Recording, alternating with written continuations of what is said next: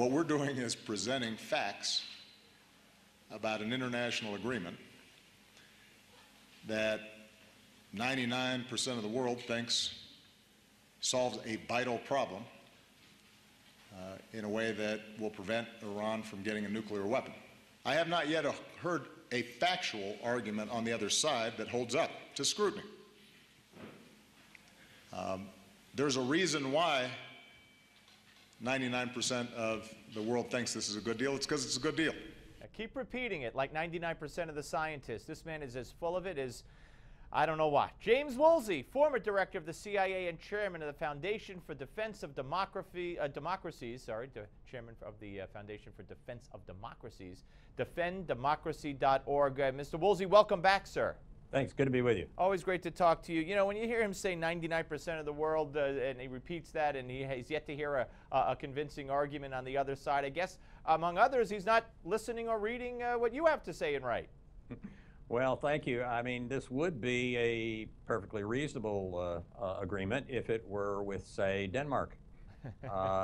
Then, you know, you could trust the other party to do what they said, and what they said would be consistent with the written agreement, and they wouldn't use all kinds of subterfuges to get away from their obligations. But the Iranians never deal straight. They haven't, at least since 1979, and I think that it's when this government came in, and I think it's really naive to think that they're going to act as the Danes would if we were negotiating with the Danes.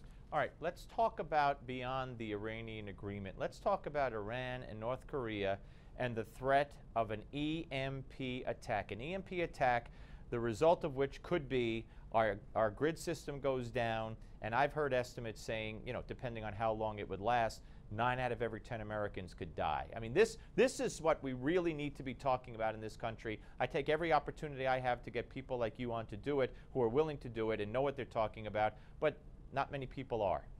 Well, it's a very unpleasant subject. I wish it weren't true, but I'm afraid it is.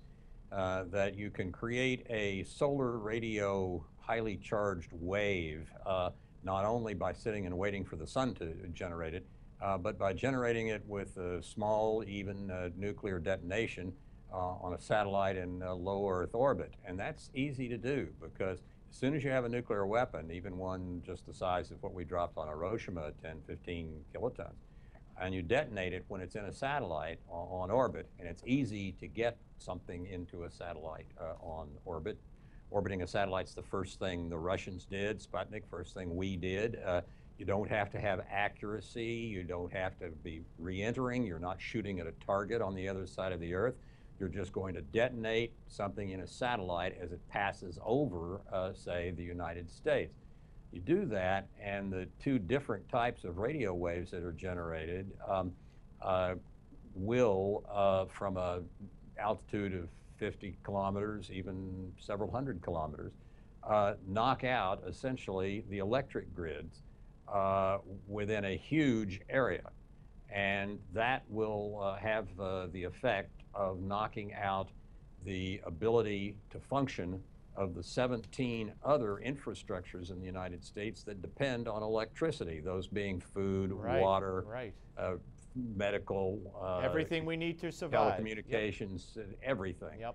And as a result, in a year or so, according to the Congressional Electromagnetic Pulse Commission that stepped down in 2011, I think, but wrote some very sound and reports by extremely highly qualified scientists and engineers, as a result of knocking out those other infrastructures or the supply of power to them for a year, which is entirely plausible because you destroy the transformers by doing this, you could have something between 2/3 and 90% of the American population, again, according to the commission, die as a result of starvation, lack of water, Well, social this is disruption, something I et applaud cetera. you, Mr. Woolsey, for this. I really do. And I want to have you back next week. I want to talk more about this. I want to talk about what we could do, what the threat actually is,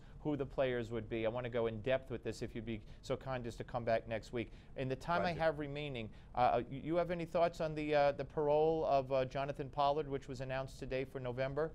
Yes, I think it's long past time. When we have spies from enemies like Russia and China, and they've gotten American spies killed, as has happened in those cases, they may get sentenced to life.